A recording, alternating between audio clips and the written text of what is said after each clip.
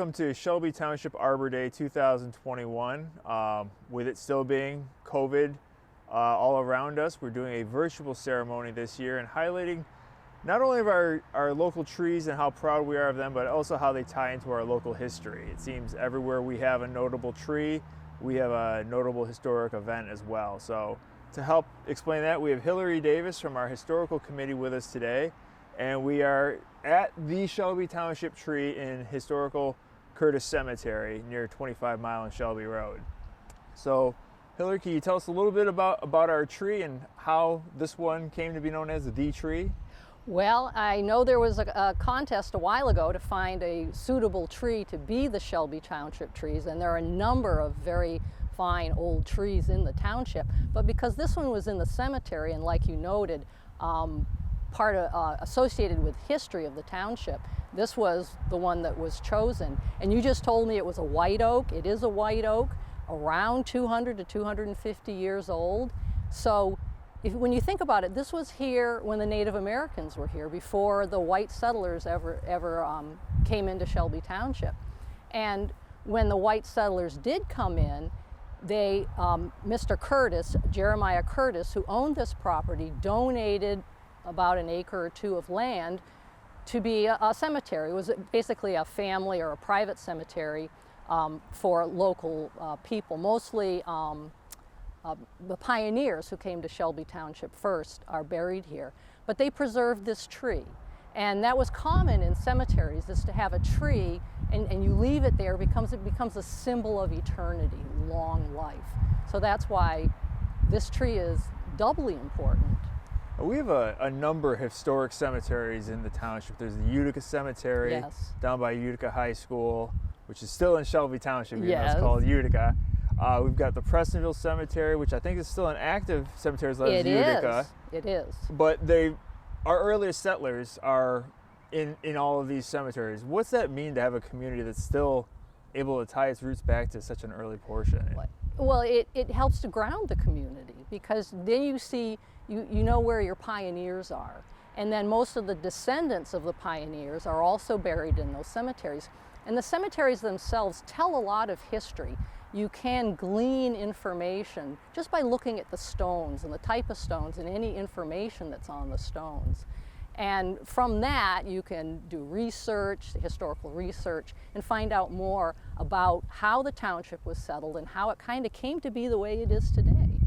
And it's, not a bad place for a walk either. They're very nice places with interesting fauna, or flora and fauna, I should say. Absolutely, and peaceful. Yes. Mm-hmm. We have another historic location that's got not the tree, but other trees quite as large. It's the Wilcox Warrens Nature Sanctuary up near 26 Mile and Shaner Road. Yes. I believe those are tulip trees, not white oaks, that are the stars of the show. But I believe so, yes. What is it that's unique about that Wilcox Warrens Sanctuary from a historical standpoint? I understand it's one of our earliest land patents, wasn't it? It is. It's not one. There were land patents from the late 1820s, and this land patent was from 1833. So it is one of the earliest, and it is a pioneer settler. It was David Wilcox. He was born in Connecticut, and he actually lived in New York for a while, and then came from New York to here in Shelby Township. And he bought several acres, including 90 acres south of 26 Mile and west of Shaner. And they farmed it. He and his family and his descendants farmed it. And the land eventually went to his granddaughter, Anna Wilcox. And apparently she never married, and there was a farmhand named Harold Warnes, W-A-R-N-E-S, and he sort of co-owned the property with Anna Wilcox. And she died in 1956, and he got the land, and then just before he died, he donated part of the land to the sanctuary. I think it's 44 acres, and I don't know if it was ever clear cut. I believe it was, because most of the times they did clear cut for farming. And so it's probably natural growth for at least 100 years. And so I think it was in 1975, it was given to the sanctuary, or the sanctuary took it over. And it's a hidden gem. Not that many people know about it. It's really lovely. And Taylor Vitani, who hosts Our Living show on Shelby TV, was there with a representative from the Nature Association and gave us a little bit of an insight of exactly what type of trees can be found there and why it's such a special place. So send it to Taylor at the Wilcox Warrens Nature Sanctuary. Hi everyone, I'm Taylor Vitani here at the Wilcox Warrens Nature Sanctuary. We are celebrating Shelby Township's 2021 Arbor Day. I'm here with Paul Messing. Paul, tell us a little bit about what your position is here for this nature sanctuary. Sure, thanks Taylor. Yeah, I steward the sanctuary. I'm a volunteer with the Michigan Nature Association, and so I perform various roles, surveying the sanctuary for plants and animals, and verify its condition, look for encumbrances and whatnot. Okay, so a lot of people might not even know that this is here because it is put off the side of the road a little bit. So tell us a little about where it is, where people can find it here. Sure, it's just about 45 acres on Shaner Road, just south of 26 Mile on the west side of the road. So yeah, you can put in your GPS 56665 and it should take you right here, Shaner Road. So what's the history on this sanctuary? Sure, we have a pamphlet actually, talks quite a bit about it. Yeah, and so it was donated to the Michigan Nature Association. It was it was one of the early properties. It was the first one and still the only one in Macomb County. So yeah, when the association was formed, back in the 60s, it was quite expensive to buy property, especially close to the city. So they started out as Eastern Michigan Nature Association, and yeah, so it was expensive to acquire, but Wilcox and Warrens paired up basically, handed the property down, and then eventually deeded it to the Michigan Nature Association as a nature sanctuary. Wow, very interesting. Now I know that half of this sanctuary is the trees were forested and then the other half were not.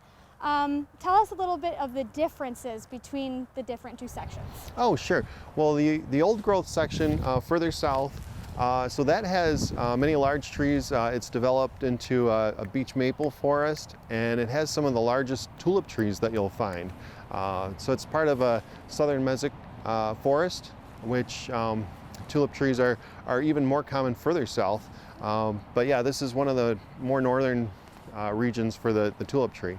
But yeah, those grow extremely tall to the south side, and the beech trees are quite large, and oaks, red and white oaks. So yeah, and then in this northern section, it's all new regrowth. The invasives are a bit of a problem, and that's one thing I try to help with, is to arrange some work days, and there's a co-steward at the sanctuary that's wonderful at getting groups together to cut some of the invasives that crop up in new growth. Okay. All right. So Arbor Day is approaching. Tell us what you believe is so important for the community to have nature sanctuaries like this, and why. Oh, sure. It's well, it's a great learning experience for one, to bring out your children or yourself to come out and learn something new about the environment and about the trees around you. So yeah, I'm not sure that everybody knows what a tulip tree looks like or what it is. I don't even think I know what a tulip tree looks like. Yeah. I'd like to though. Yeah, well there you go. So well, pretty soon you'll see the leaves pop out, and well, just before the leaves open up, you'll see a tulip-shaped flower on this tree, and it's they're going to be rather high up. But even the leaf is four-lobed. You know, it's sort of like a maple in the lobing and whatnot, but it only has four lobes, and it kind of looks like a tulip as well. Oh, wow. And there'll be, especially in this new growth, there'll be a lot of young tulip trees, and you can see them right near the ground, right at the ground, little saplings popping up. That's so interesting. So Yeah. what is your personal favorite thing about this particular nature sanctuary? Well, I mean, we could talk more about the trees, but because tulip trees is actually the search for tall trees, and the fact that this has such tall tulip trees is what brought me to this sanctuary first and actually discovering the Michigan Nature Association. But I like the trout lilies, and you can find them now. They're starting to pop up. And my connection here is that I had them cropping up. They look like weeds. If you let your gardens go, perhaps you can have them come up, but you'll see them in a forest like this as almost ground cover. So it'll be a mottled leaf that pops up, oftentimes just one leaf, but when you have two leaves, this speckled leaf, you'll have usually a flower come out of that. And so it's the yellow trout lily is common here, and it's a yellow 6-petaled flower, and yeah, it's just a great sign of spring. I'm anxious to come when everything's starting to come into bloom. Well, thank you so much, Paul, for joining us today, and make sure that you guys join us here sometime here at the Nature Sanctuary. Welcome back to the Curtis Cemetery for Shelby Township's Arbor Day celebration 2021. And while we are here at the tree, there's one more tree in Shelby Township that's probably even more famous than this one. That's the beacon tree. It's not with us officially anymore. And Ms. Davis can tell us a little bit about what the beacon tree was and what it stood for and kind of what happened to it. Yes, Peter and Sarah Learich came to Shelby Township in the mid-1830s, and they settled here. They bought several hundred acres around the Clinton River, and they farmed it, and they raised a family here. And before and during the Civil War, they were devout Methodists and abolitionists. And before and during the Civil War, they were a station on the Underground Railroad. So in order for the freedom seekers, as these people were known, to find this station, they needed a beacon. So the Leariches, with sympathetic neighbors, went to the cedar swamp nearby and selected a very tall cedar tree. They dug it up, put it on a sledge or a cart towed by oxen, brought it over to the house and planted it nearby. And if you go to river bends now and look at the area, you go, how could anybody see a tree? Well, there weren't that many trees back then. So this thing stood out. You could see it for miles. And that was, again, that was the beacon that the freedom seekers and their helpers used to find the farm. And they were housed during the day in an ice house or a shed where they kept kept products cool. And they were housed during the day. The freedom seekers were housed, and then they were fed by the family, and then the helpers would come and take the freedom seekers to the next station.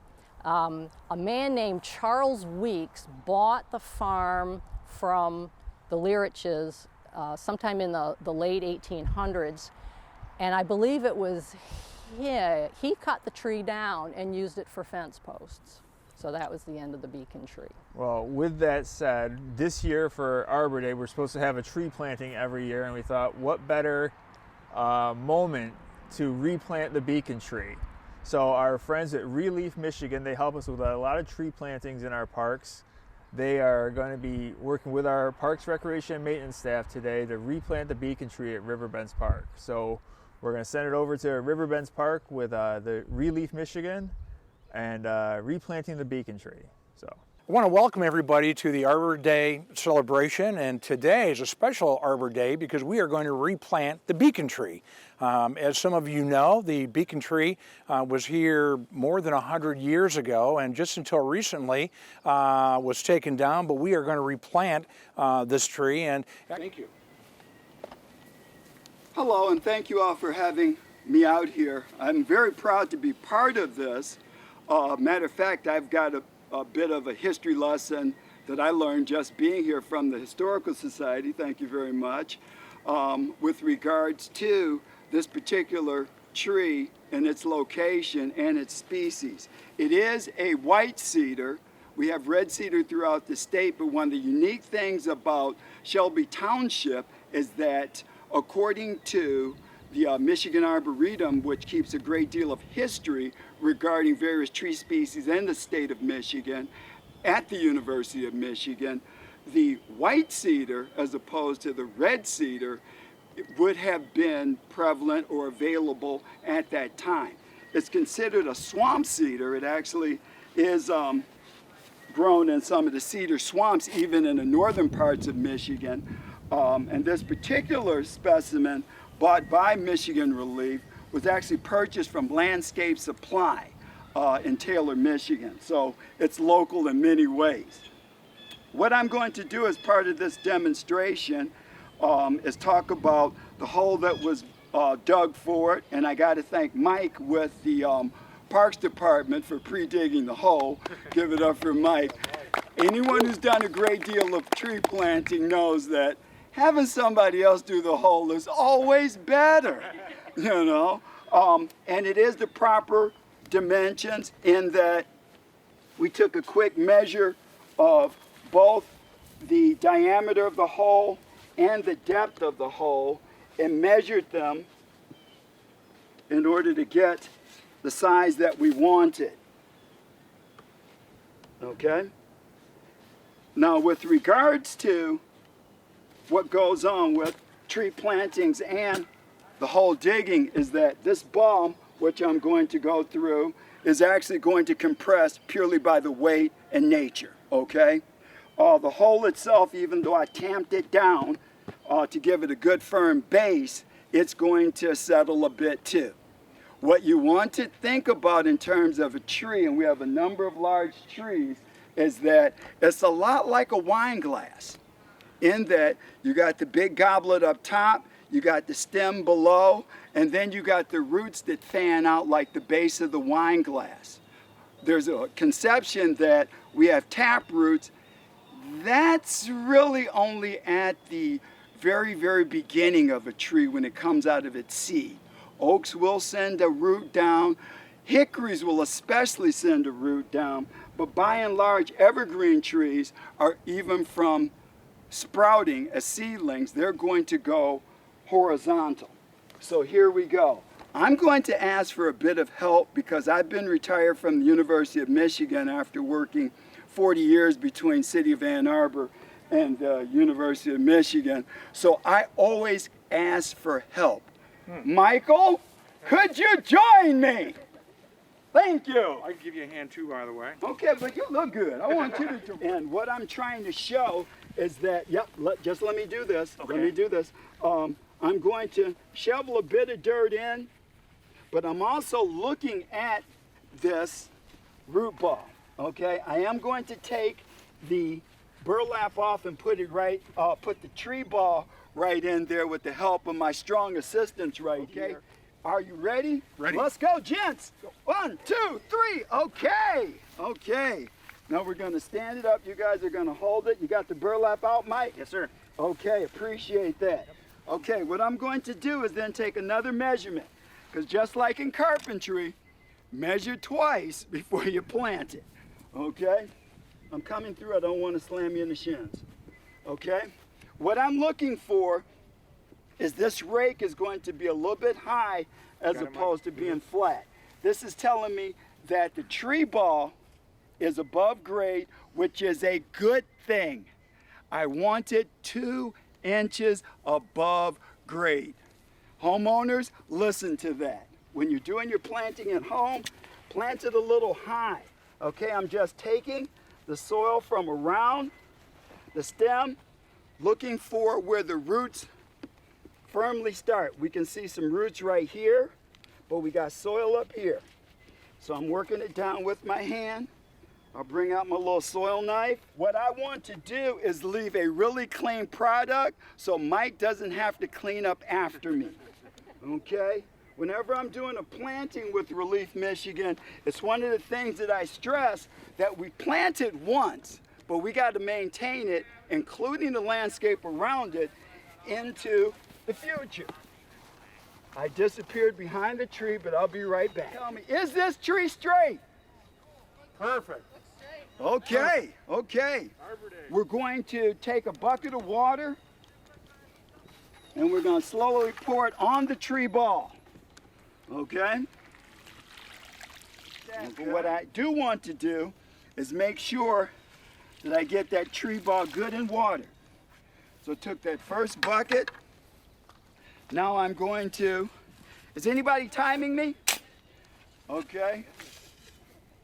Okay. Oh, that's straight. Okay. That's all right. You're going to straighten it up. You got the good eye. I don't, Okay. yeah, it's good this way. Okay. I'm knifing the soil down in there. Okay. Are we straight? Yep. Okay. Okay. Okay. Now I'm going to go on to the other side again.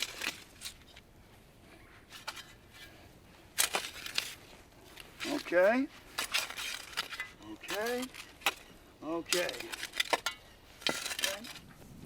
So what that would be is about 15 gallons for a tree this size.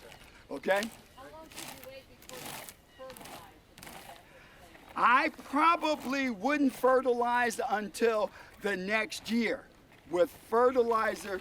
However, something like a good composted material, I would do right away. There's no problem with putting compost down immediately. Okay? As a mulch. And the difference between a mulch and an amendment is a mulch lays on top and let nature work it down. Whereas with an amendment, we actually work it in.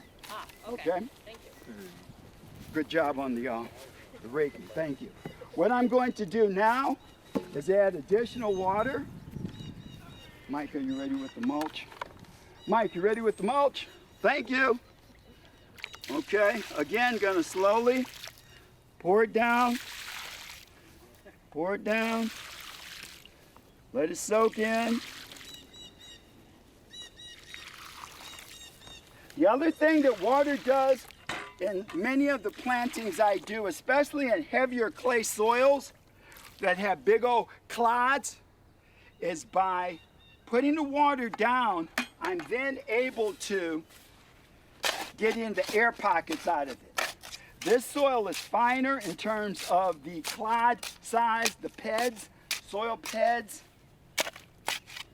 and I don't feel we'll have a problem with air pockets. But that's exactly what I'm doing. The other thing that I will do, and this is with regards to my buddies who are lawn mowing, is I will cut out a larger area around the tree so that there's a clear definition between the crown of the tree and where my buddies got to mow. I graduated from the University of Michigan with both a bachelor's and a master's in forestry. I started out working mowing grass at the city of Ann Arbor. Okay? So I've never forgotten that. So if I treat my buddies on the lawnmowers good, they treat my trees good. Because they're trying to do a great job too. Okay? So that's all I'm doing is creating that soil pot or tree ring around the tree with good definition. All right? Okay. Going to put the last of no. What we're going to do now, I'm going to add a device for watering. As long as it's still straight. If it's not straight, just let me know, everybody. This device is called a tree gator. Okay? And I'm sorry. It's a tree diaper. It needs to go this way. A little bit. Okay, and what I'm going to do, I'm going to push with my hand up top, but I'm going to shove with my foot down below. How's that? More? I'm sorry, speak up. Please speak louder. Perfect. It's perfect? Perfect. Dead on. Okay. From west to east, it's perfect. North, south. Okay, good. Okay. What I'm going to do then is put down this tree diaper. Okay? Right around the tree ball. Okay? And what this device does is slowly provides that water to the tree over the course of time. Much like a tree gate or another tool that we've used for watering that does a similar thing. This fits differently in that it fits, instead of up the bole or trunk of the tree, it actually, as you can see, lays down right around the root ball, okay? One of the things that it does is that, in addition to providing water slowly from it, it also prevents a certain amount of weeding.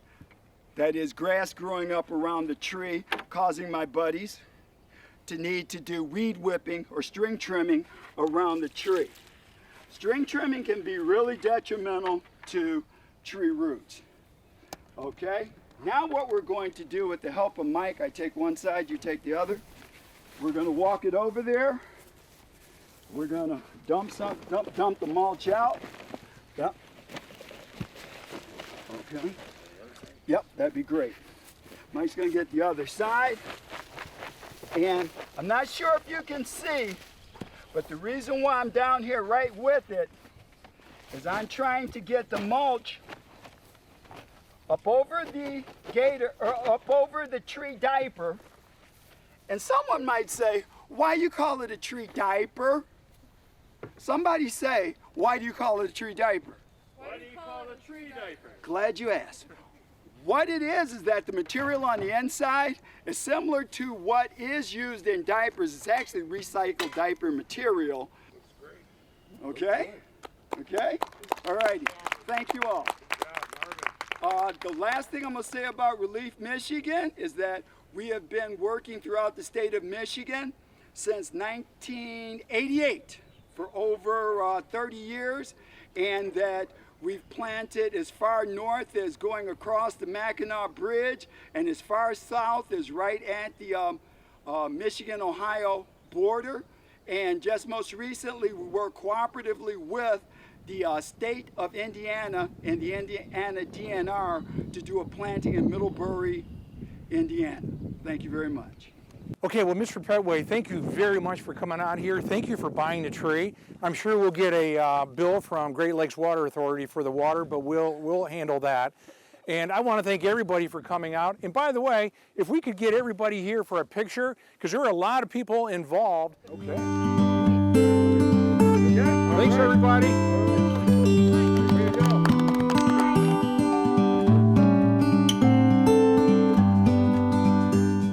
All right, welcome back to Curtis Cemetery. I want to thank everybody for joining us. That was the very exciting replanting the beacon tree. I don't think every tree we replant on Arbor Day is pretty significant, but that might be the neatest one we've done. So I want to thank Ms. Hillary Davis from the Historical Committee for joining us. And I want to thank everybody for joining us today to celebrate Arbor Day. And if you have any questions or ideas on how you want to help promote our urban forestry and our canopy, feel free to visit shelbytownship.org/keepshelbygreen. Thank you.